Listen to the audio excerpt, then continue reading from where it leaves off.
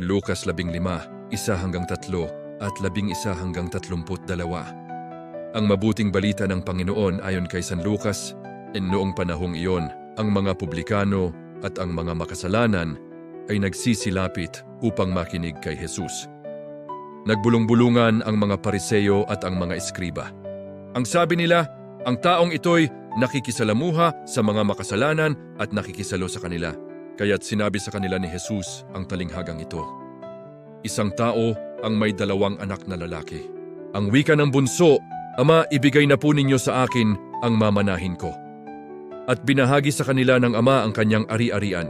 Pagkalipas ng ilang araw, ipinagbili ng bunso ang kanyang ari-arian at nagtungo sa malayong lupain, taglay ang buo niyang kayamanan at do'y nilustay na lahat sa diwastong pamumuhay.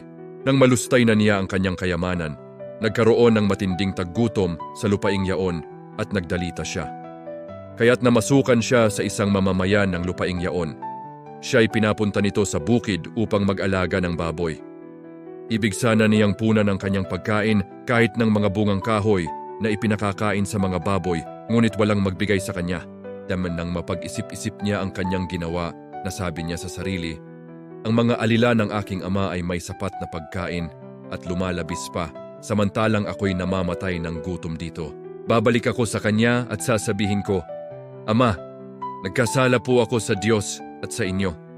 Hindi na po ako karapat-dapat na tawagin ninyong anak, ibilang na lamang ninyo akong isa sa inyong mga alila. At tumindig siya at pumaroon sa kanyang ama. Malayo pa'y natanawan na siya ng ama at ito'y labis na nahabag sa kanya. Kaya't patakbo siyang sinalubong, niyakap at hinagkan. Sinabi ng anak, Ama, nagkasala po ako sa Diyos at sa inyo. Hindi na po ako karapat-dapat na tawagin ninyong anak. Ngunit tinawag ng ama ang kanyang mga alila, madali. Dalhin ninyo rito ang pinakamahusay na damit at isuot sa kanya.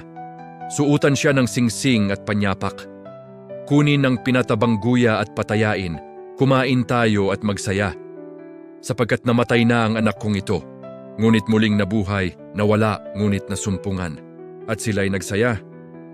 Nasa bukid noon ang anak na panganay. Umuwi siya at nang malapit na sa bahay, ay narinig niya ang tugtugan at sayawan. Tinawag niya ang isa sa mga alila at tinanong, Bakit? May ano sa atin?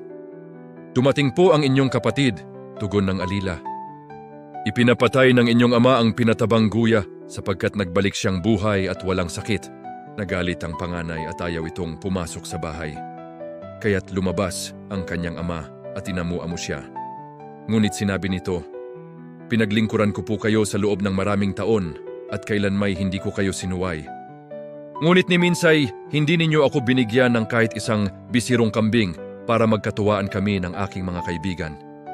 Subalit nang dumating ang anak ninyong lumustay ng inyong kabuhayan sa masasamang babae, ipinagpatay pa ninyo ng pinatabang guya. Sumagot ang ama, Anak, lagi kitang kapiling. Ang lahat ng ari-arian ko'y sa iyo. Ngunit dapat tayong magsaya at magalak, sapagkat namatay na ang kapatid mo, ngunit muling nabuhay, nawala, ngunit nasumpungan. Ang mabuting balita ng Panginoon.